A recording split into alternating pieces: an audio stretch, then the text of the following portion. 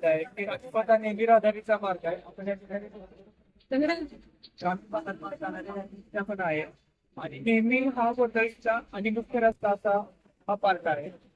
पण बऱ्याच वेळेला आम्ही नागरिकांना आवाहन करतो, व्यापारी वर्गाला आवाहन करतो. सातारा शहरामध्ये राजपथावर संमिश्र पार्किंग झोन निर्माण केलेले आहे, त्याच्यामध्ये वाहतूक सुरळीत राहण्यात यावी.